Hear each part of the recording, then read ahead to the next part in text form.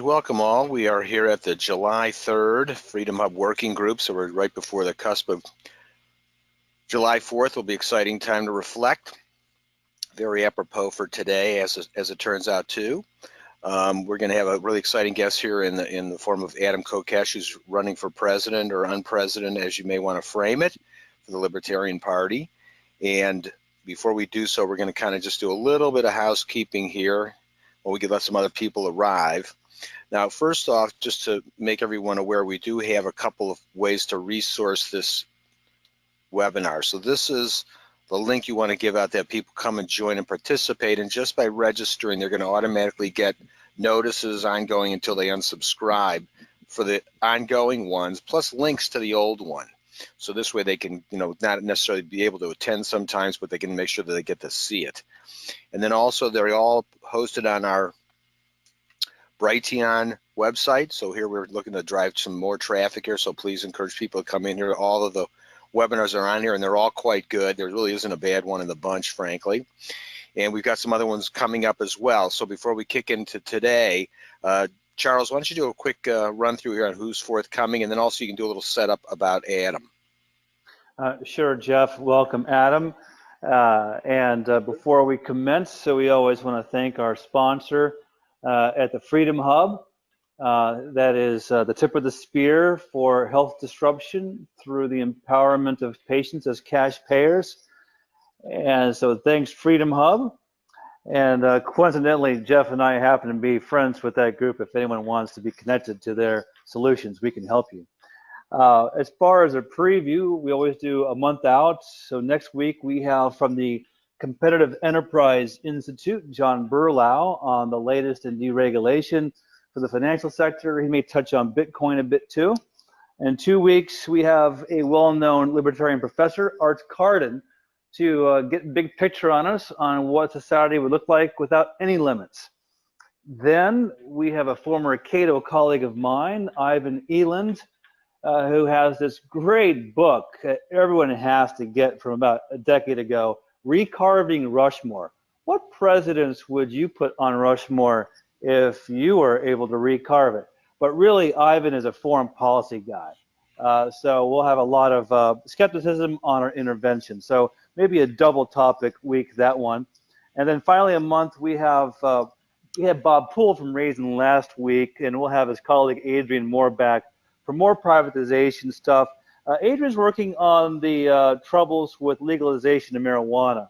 All the states are so grabby for tax revenue and helping the cronies that it really hasn't stopped the black market too much. So we'll get more in the weeds, so to speak, on implementation of recreational legalization. So that is the preview, Jeff. And as far as Adam goes, I met Adam, must have been over a decade ago, when he blew onto the scene as this Iraq war soldier who was going radical, saying, stop these interventions. I was there, it's crazy. So a really good, solid anti-war activist. Then I saw him around the Ron Paul world, really joining the important fight against central banking and end the Fed was a big movement for a time. And Adam really rose to the ranks. He had his own RT show, a great media outlet. And now he's running for president on a ticket that, you could focus on the dissolution of the federal government part. But what I see is the bigger value is his 10th Amendment approach to localism, where he says, come on, Democrats and progressives, join us. You can have your big government locally if we can have what we want locally. Localism, it's a real bridge builder, a very appealing big picture topic. So Jeff, I'm excited to hear what Adam has to say. I would agree. I'll just jump into it, and I want to start by just thanking Jeff and Charlie for making this happen, and Jeff for all the work that you do to make this possible, and Charlie for that introduction. I really appreciate how far back we go. Not just you and I, but the movement as a whole seems to have reached a certain critical mass of maturity, a sort of network effect point where we've come to this age of freedom. I guess this particular point of maturation of the freedom movement, it's really cool to see. And I really appreciate that you started with my start in activism. You know, most people don't know that about me, that I was in Fallujah in 2004, and that when I got out of the Marine Corps, November 30, 2006, it's one of those dates you never forget.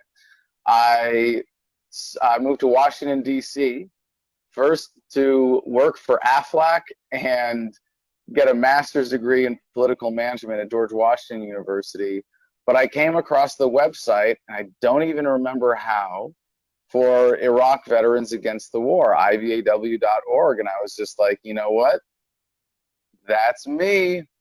I got to have my name on that list. And next thing you know, I was running away with the circus and fell over backwards into full-time activism because I saw that the opportunity to use my horrific experience to prevent future horrors from occurring was too good to pass up.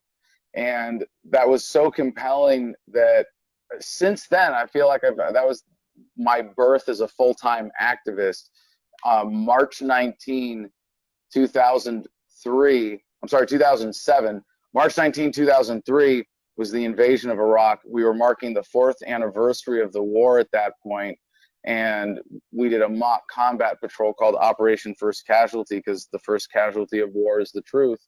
And that was our street theater, walking around DC as a combat patrol, using our hands, pointed knife hands, instead of actual rifles or toy rifles or anything like that.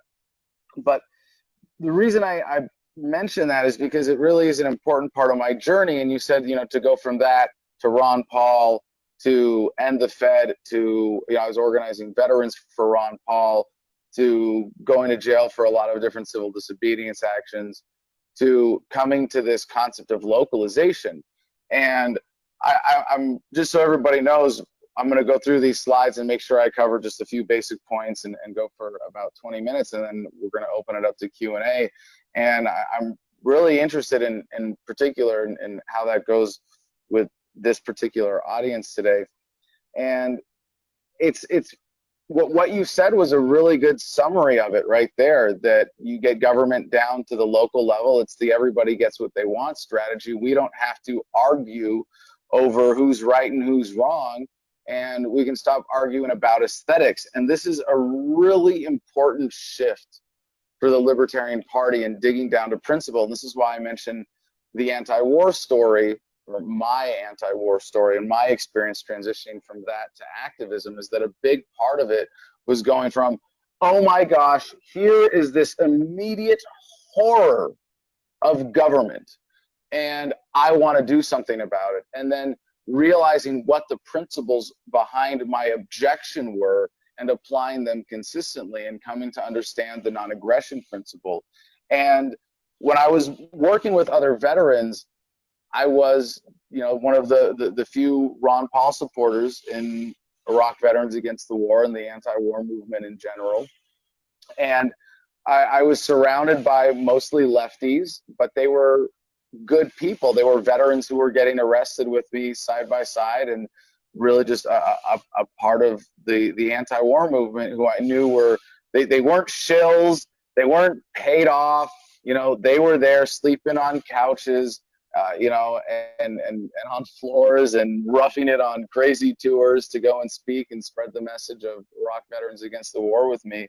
And I was there as a libertarian, and in hindsight, I can now really, with a lot of humility, and this is, you know, I joined the Libertarian Party as a lifetime member when I got back from Iraq. It was the first time I could afford it.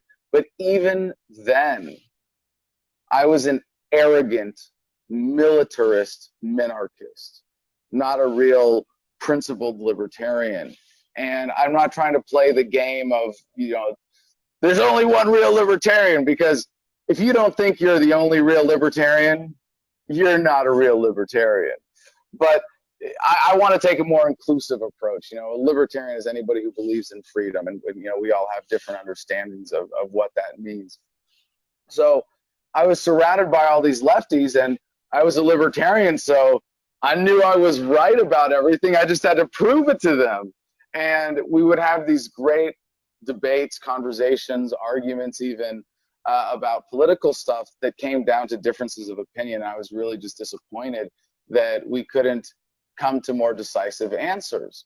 You know, if we're all here for the right reasons, we care about people, we want to make the world a better place, there's got to be a decisive answer to this policy question. And that's what led me to dig deeper and to get into principle. And the latest, or sort of the sort of final step in that process, you know, I want to think of becoming a libertarian as kind of like a 12-step program. Someone comes to a 12-step meeting, an AA meeting, and he's on step 1. You don't go, get out of here, you darn alcoholic. You say, okay, come on, you know, here's step 2. Let's get you to the next step. And here's what the final important step is to me.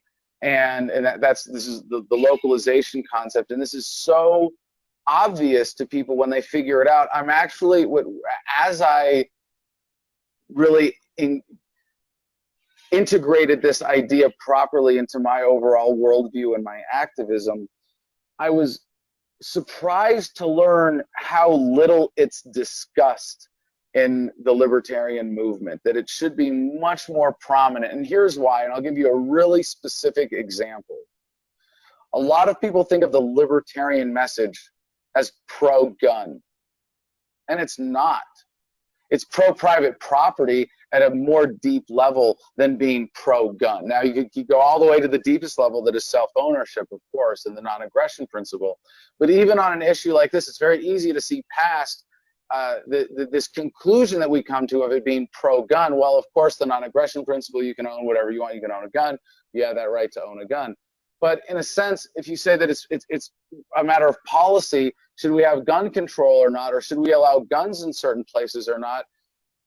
You know, if I don't want guns on my property and you bring a gun onto my property, you're violating my property. So the answer isn't that it's pro-gun or anti-gun, but if you go, well, at a deeper level, yes, it's pro-private property. You can own whatever piece of metal you want in whatever shape, and I have no business, and nobody else has any business telling you what kinds and shapes and pieces of metal you can own on your own property.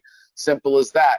So the flip side then is that if people want to come together on their own property and create a community based on their values, they can do that as long as they're not forcing them on anybody else. Now, I'm Jewish, at least half by ethnicity and a little bit by heritage. And the rise of white nationalism in the United States today, and I don't mean to overplay that, it's a fringe phenomena at best, but it's a real thing. We all know the story of Charlottesville, I would hope.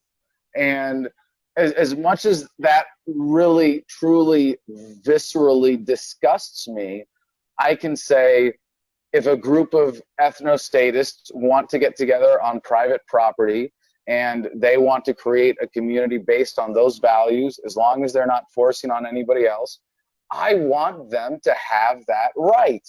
And you go to the other extreme on the spectrum, if you're a gun-grabbing socialist who wants to live in a commune, I want you to have that right. Again, the same parameters being, is it done according to basic ethical principles that we as libertarians would describe as voluntarism or self-ownership or the non-aggression principle. And so what we've been making this huge mistake for decades of focusing on the aesthetics that are the conclusions of our applications of principle, as opposed to the deeper message, the more important message, the more universal message, the more uniting message of the ethics behind this, of you own yourself. All human relations should be voluntary, free of force, fraud, and coercion. People should be free to organize communities as they see fit. So what we've been doing is saying government should XYZ, or shouldn't XYZ, or can only ABC, or whatever it is. And the answer that you get when you really dig deep just to that next level, get to that 12th step of libertarianism and say, you know what? It's not about big government or small government. You can have as much government as you want as long as it's voluntary. And then how do we get to that point? Localization. And one of the beautiful things about this and the way it unites people is that it's the cure for polarization right now in the United States.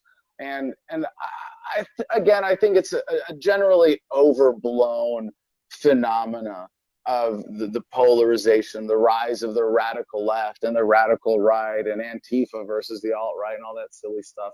But there is a fundamental truth and reality that makes that even a plausible narrative, which is that we are all forced into this one size fits nobody but the government profiteers kind of false solution, where if we meet a fellow American who disagrees with us, we have to see them as the enemy, someone to be opposed, because if they win the political fight, then their will is going to be imposed upon me.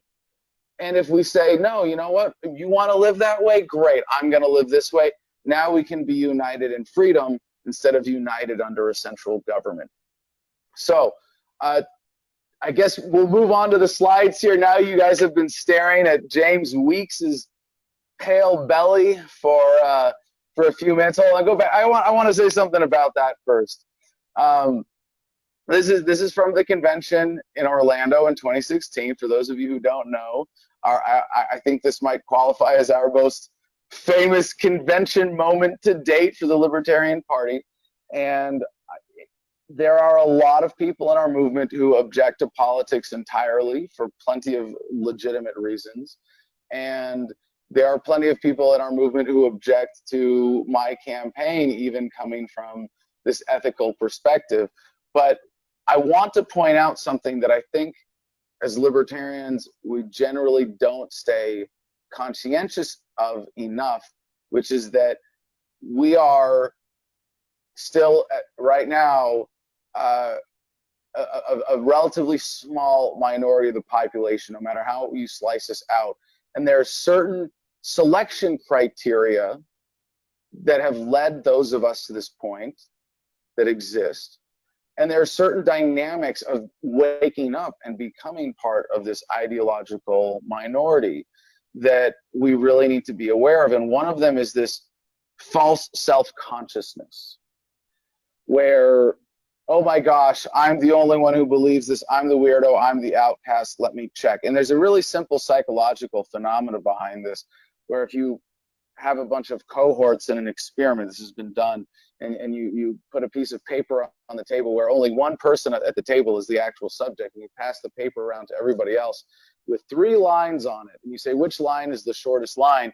If all of your cohorts deliberately give the wrong answer, a lot of times the one actual experimental subject at the table will agree with the wrong answer given by everybody else out of peer pressure. They will believe the wrong answer about a line on a piece of paper being longer or shorter than the other because of that peer pressure, that sense of, oh, I maybe my eyes are wrong. Like, that's the power of that psychological impact. And what most of us are at, if you put us in that experiment and apply it to the reality of what I'm using it as a metaphor to describe here, what we're doing is like, hold on a second. Are you guys all crazy? I'm pretty sure the government is good and necessary and the non-aggression principle doesn't matter. Really? Are you sure? Are you sure this line is shorter than the other one? Because let me get my ruler in check. No, okay, let me double check. You're all going along with this still? Let me really double check and triple check. And that's what we are doing all too often as libertarians, is indulging in this really kind of self-destructive, or maybe more accurately, self-limiting self-consciousness. And I think as much as the audacious caucus makes me cringe sometimes, I'm grateful that there are people out there saying, you know what, respectability politics doesn't matter. We know that we are right. We know that we have righteousness and justice and truth on our side. And that's what libertarianism is. And we really, and I don't say this as someone who's, you know, claiming to be any kind of living embodiment of this. I say this as much as a warning to myself as anybody else, that the less we give into that, the more effective we will be. All right, next slide, please, Jeff.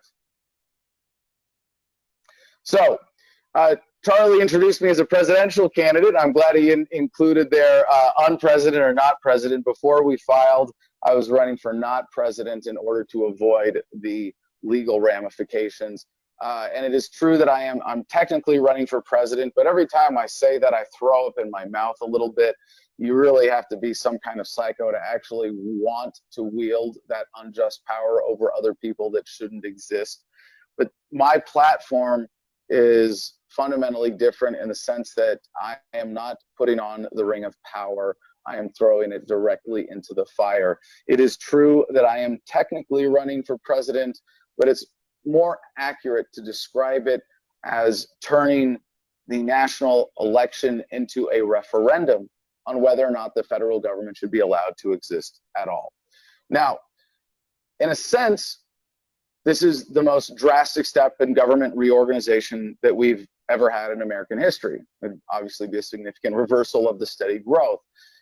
But in many terms, it's an extremely moderate platform as well, partly because, as I pointed out, and I think as Charlie was getting at earlier, you don't have to argue with people about the aesthetics. You're a liberal, you live in a liberal state. You're a conservative, you live in a conservative state. Great. You don't want to be tied to those crazy people over there. Let's respect each other's freedom to organize, at least at the state level for now, as we see fit.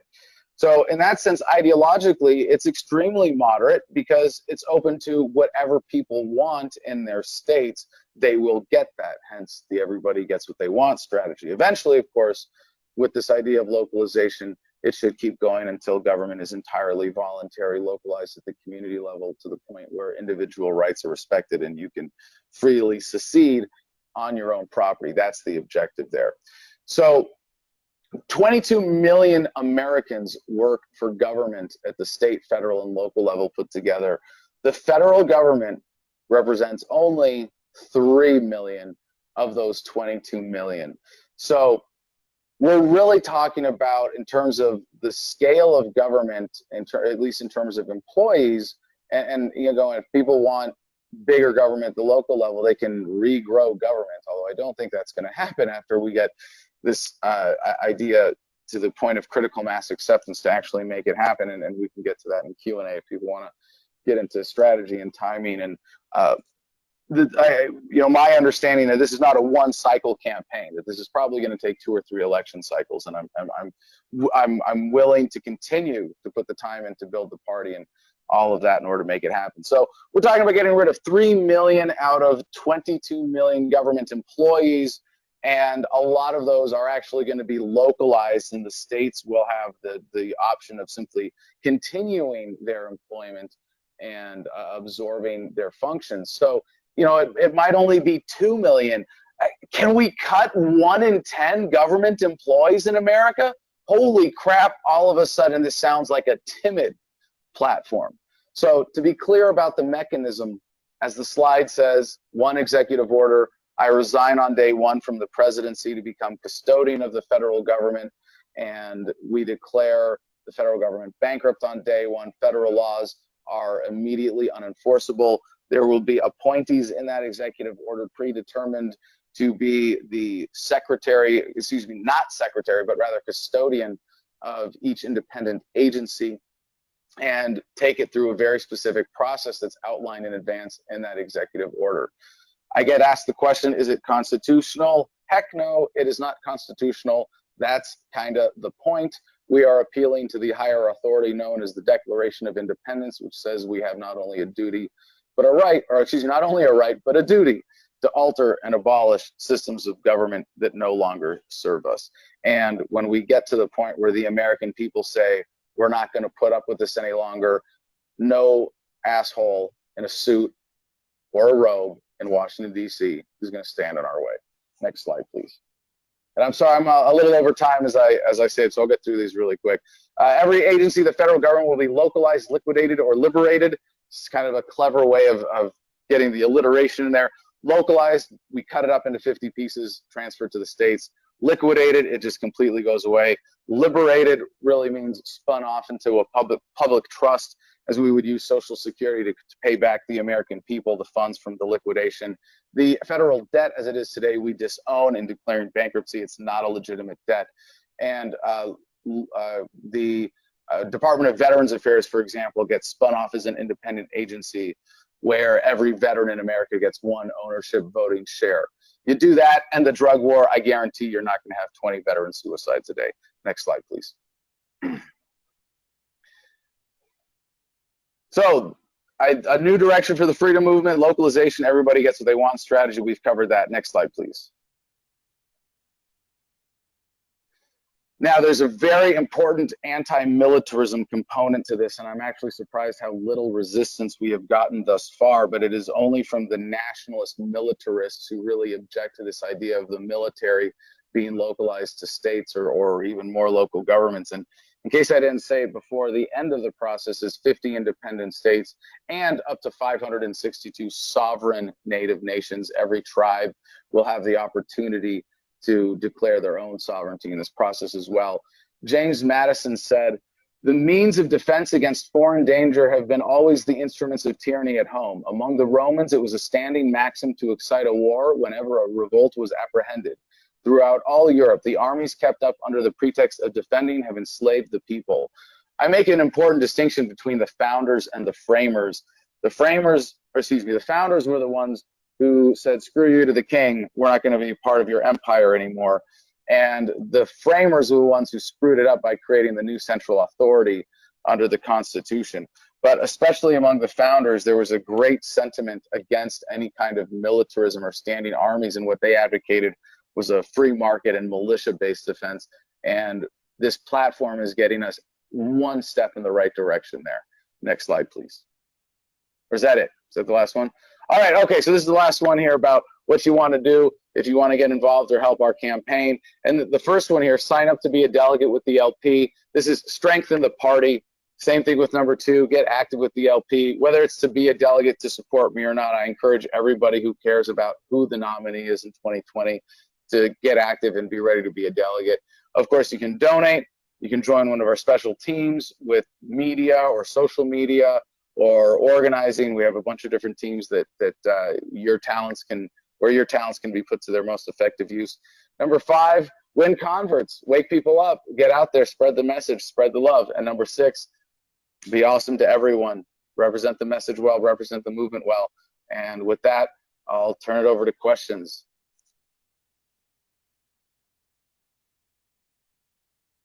Okay, I had to unmute myself there for a quick moment. That was very good. I appreciate that, Adam. Good to see that you got a little bit of passion building after all this time. And that's really what it always comes. Well, it's true though, but you know, a lot of people that are great during that whole 1 year of that presidential campaign, Yep. and then the minute it's over, it's like, where'd everybody go? You know, and then Well, deeper than that, I've been around. I've been a full-time activist as a publicly outspoken libertarian, of course, first primarily in anti-war activism for over 12 years now, and it's I've seen a lot of people come and go. I've seen a lot of burnout, and I think my record of commitment to the cause speaks for itself. And I am in it for the long haul, absolutely. That's all that it ever is the long haul. Look how incremental everything is taken to get accomplished so far. Let's kick it off here a little bit with some Q&A with Dave Demarest. He's got his hand up. Dave, are you there?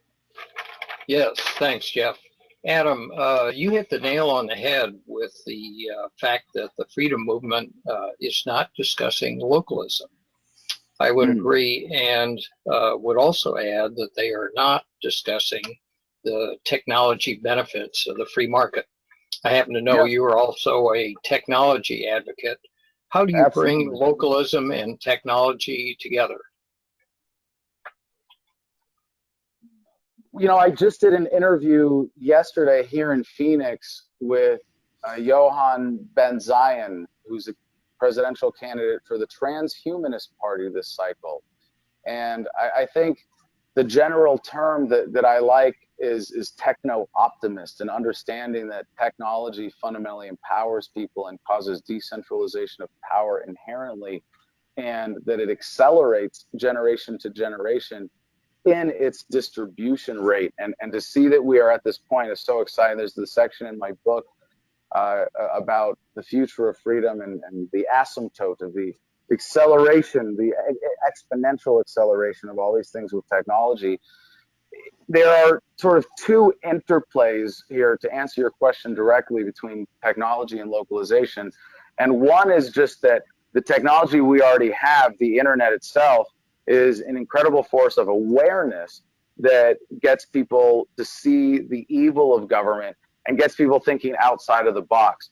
We're about to announce for the campaign our first major endorsement and to launch our endorsements page, which, by the way, I'm very well. Actually, if you want to pull this up, Jeff, you can go. It's a secret link right now, but if you go to Kokesh-for-President.com and then type in endorsements, you can see that what we're doing is asking people not to endorse me, but to endorse this approach and say that they'll no longer support anyone to be president as long as there is a legitimate alternative. So getting people to think outside the box, I think that you know, and David, I know you might have just a year or two on me there, but you know, and I'm 37, and I barely get to call myself a millennial because of that. But I think those of us who grew up with the internet and those of us of the older generations who are of a flexible mindset that is technology adaptive are at this point now in the age of the internet where we go, wait, it just has to be that way because it's always been that way? No, I don't think so. If we want to redraw the lines, we're going to redraw all the lines in a way that meets our needs. And so in California, you see a great California independence movement, the desire in different forms to cut the state up into several different states. And so in that sense, technology is really setting the stage in terms of awareness and getting people to think outside the box. The second way it's doing it in terms of its interfaces, as you asked, with what is the relationship with localization, is that it is giving us the tools and the power to actually render centralized government obsolete. So like, because and I mentioned this as one example in my start here with the VA. What I would like to do with the VA in the process of dissolving the federal government is not to get rid of it, but to spin it off as an independent institution owned by veterans. Every veteran gets one ownership voting share on the blockchain. And I say that, and anybody who understands blockchain technology, even at a very cursory level, will go, oh, yeah, okay, yeah, of course, yeah, we can figure that out. Yeah, we're capable of that. Yeah, we can do that in a secure manner on the internet, of course, and have veterans. I mean, you don't even need blockchain technology to do this, by the way. You could have done it simply, just it might not have been as elegant or as secure. But to say that, you know, we're going to allow you know, veterans to take ownership of the VA and create that system where the centralization of it is based on a real thing, that is, these people were all victims of their service to the federal government of the United States. And so what we can see is a sort of fluidity and social organization that the internet makes possible, that blockchain technology takes to the next level. So when you get what we know, if we start thinking of, we separate the idea of government as a territorial monopoly on force, as an institution, versus what we think of as government functions or governance, and that we can have, you know, if you want some form of socialized medicine, you can buy into a voluntary system. Maybe you call it insurance, maybe it's donor-based, but you can create that in a decentralized manner that's not geography-based and bring people together, again, without the limitations of geography. And so there's that. But then, I mean, there's just the general, you know, and David, you've heard me talk about this as being a techno optimist, just that one of the features of technology is that it increases the value of an hour of human labor in terms of how many goods and services, or how much value in goods and services it can create, how much quality of life value it can create. And we're on the verge of the point where the government can't keep the working class down anymore, where the idea of people having to work 40 hours a week to get by is just going to be absurd. And I hope that we have a serious reconsideration as a global society of what government is before we get to that point. But even if we don't, it's just, how can you justify the welfare state when you can work for a month and feed your family for a decade and provide all of their needs? You know, it's just kind of silly to even think that we would need such a system. You know, and if I may get far out for just a second here, we have molecular 3D printing. We have computers that interface with our brains. You see where this is going. And I don't want to, I'm going to cut this short, but I'm going to let myself sound a little crazier in order to do so. But I know that this audience is smart enough to fill in all these gaps here. But we are, historically speaking, on the verge of the point where you are going to have a computer that can read your thought, whether it's attached to your brain or not, doesn't matter, that will control a molecular 3D printer that will be able to reorganize molecules out of thin air and zap things into existence because it'll fit on your fingertip. We're all about to be frickin' wizards. You think government stands a chance in that world? Heck no. It's absurd. So I guess, I'm sorry, I said two things. Maybe it's three. Maybe it's a lot. But yeah, David, that's a great question. I appreciate you asking that. And anybody who wants to get more into those dynamics, please check out my book. It's free at thefreedomline.com. I don't know, Jeff, if you want to pull that up. I really appreciate what you're doing here with all my three sites pulled up. You can click on the book on the menu, and that'll take you to the download page. You get every digital copy possible, including an audiobook for free there, and you get the paperback pretty cheap on Amazon. So thanks for the question, David.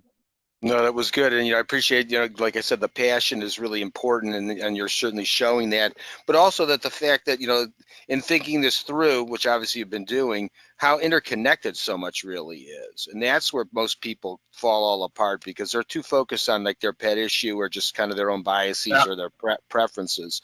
So big difference. Ralph, I see you've got your hand up there.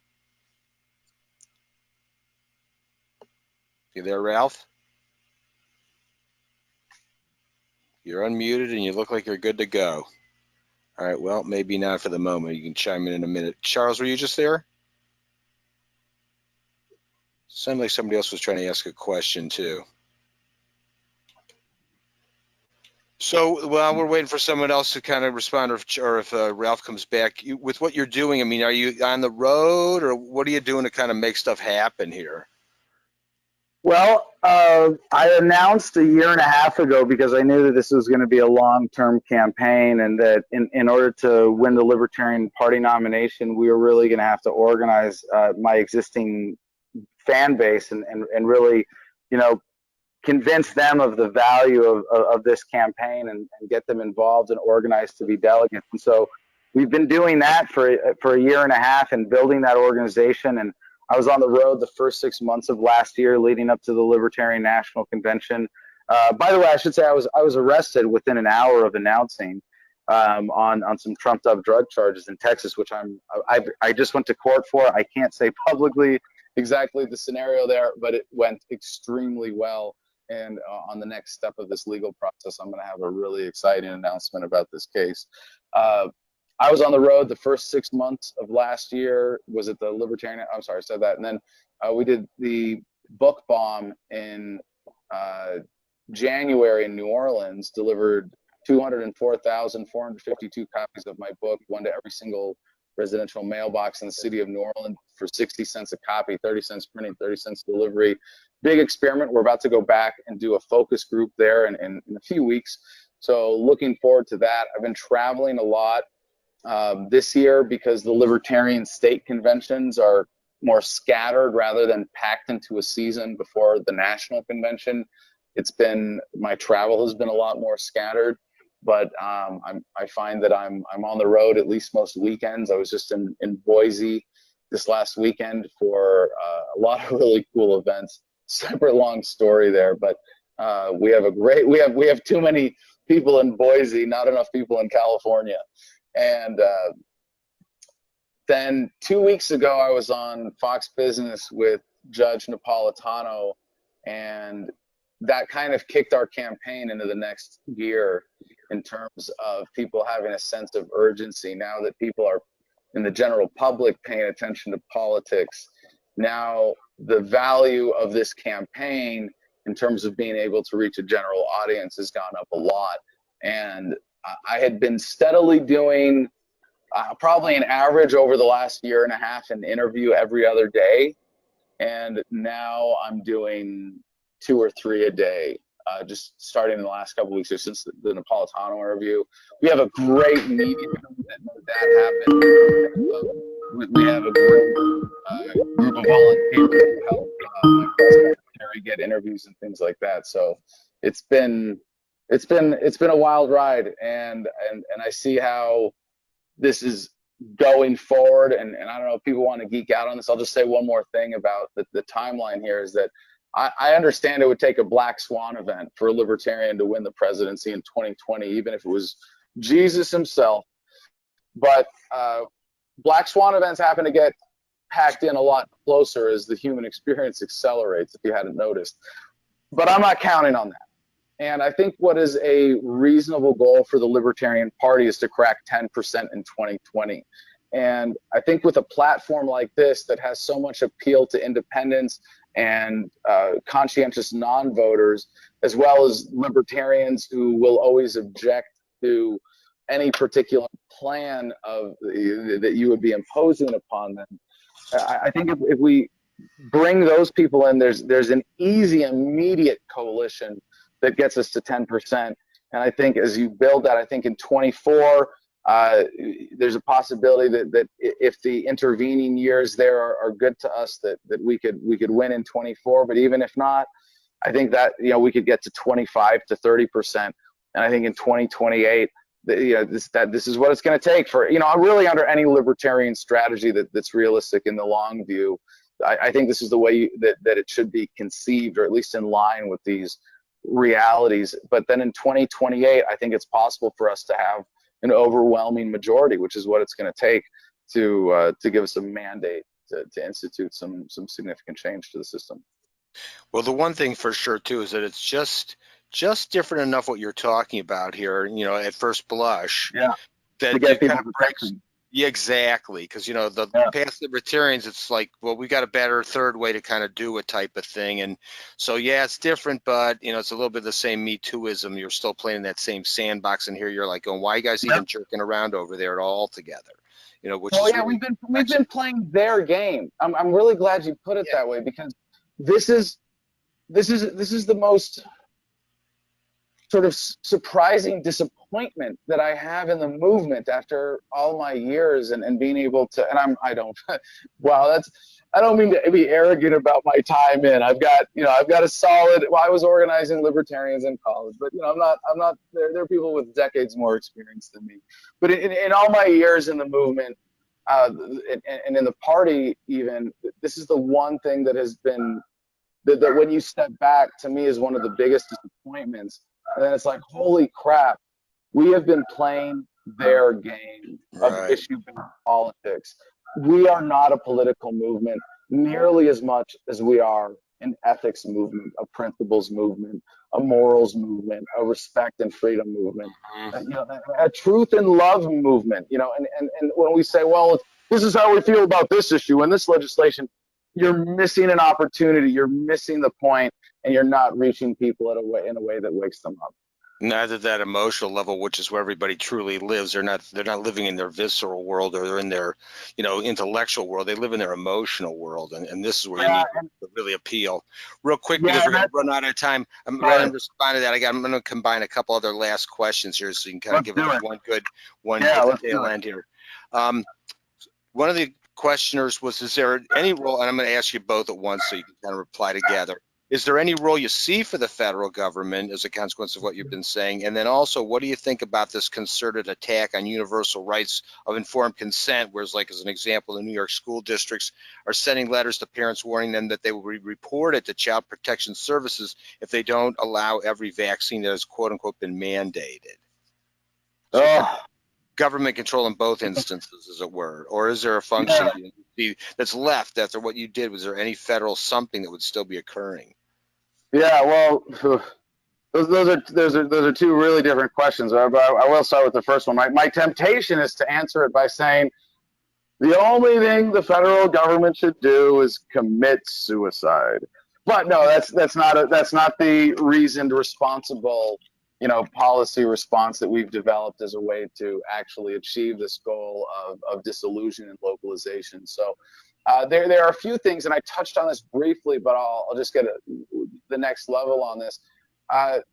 Like I said, the Social Security Administration will not be dissolved or liquidated except after a very long timeline, perhaps, because as we liquidate the assets of the federal government, that money is going to go to the most effective existing organization for distributing it over a large scale.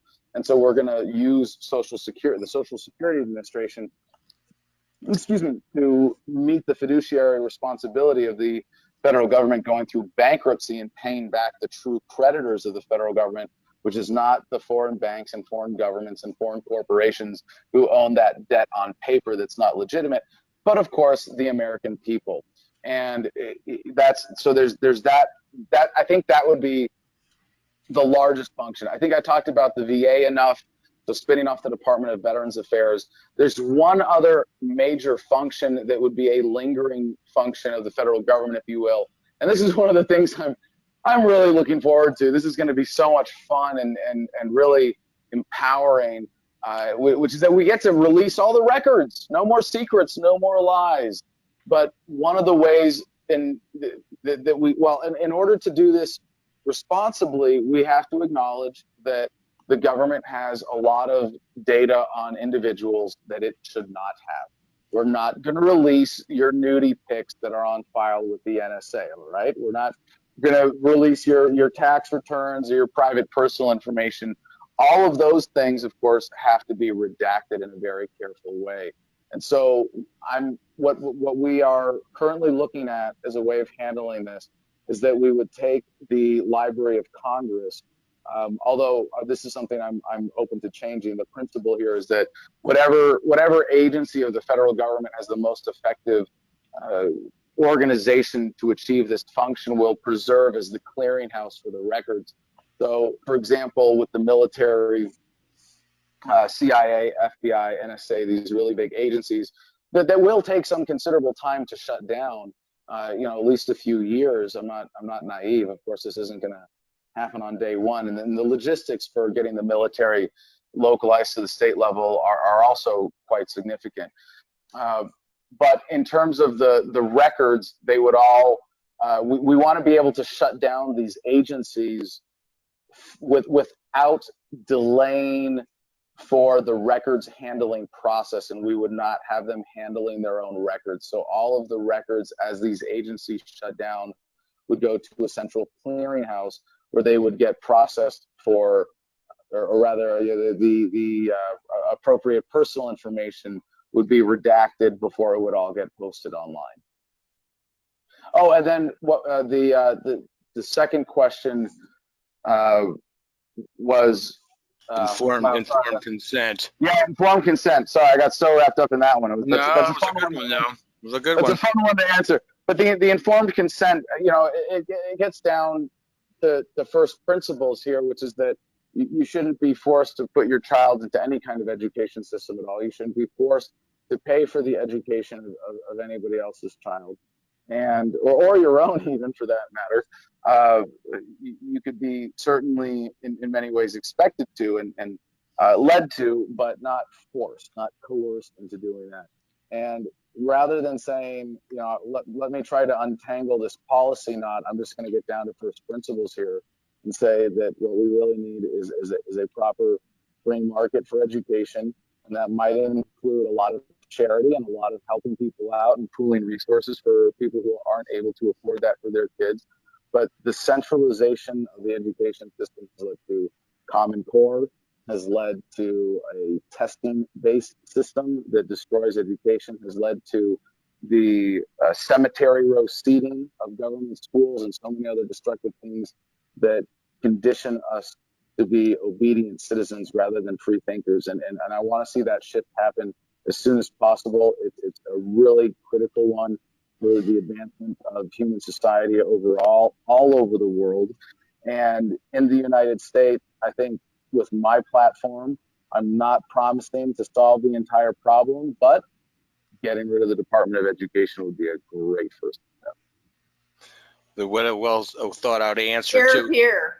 I was going to say what would be great is just as I'm sitting here listening to you respond to these questions, what it would be like if you were in the actual presidential debates the way they've historically been done, and what a difference the next day would be when we turned out the polls, because it's just I plan on they would be fumbling around to get some kind of a response for sure. So that was great.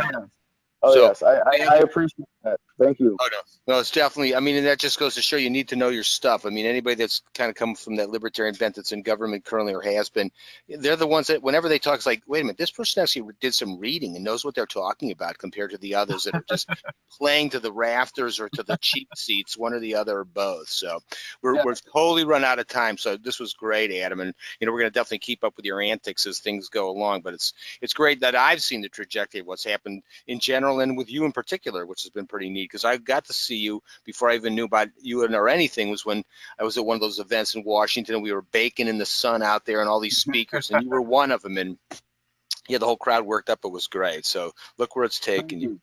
Well, they're just coming up. Go ahead. Yeah, if I could just give a couple plugs real quick. First, I want to say thanks again to Charlie and Jeff and for everybody for joining us today. And this is kind of an independent media operation here. The technology, as valuable it is, doesn't do squat without conscientious engagement. And so I want to just thank you for being an active and engaged audience, and to encourage you to share this and bring other people in. And finally, I encourage everybody, please check out my book if you want to understand the philosophical basis of my worldview, and get involved with the Libertarian Party. If you're not a member, lp.org. And they don't always appreciate me including this in my pitch for the LP, but you can also go to lp.org/free membership if you don't want to chip in $25 a year, which you should do anyway. And I encourage, there's some other great candidates running for the Libertarian Party nomination this year. We're really running as a team. And if you want to get involved with my campaign, please do Kokesh-for-president.com. You can find everything through thefreedomline.com. But if not, get involved with the LP either way.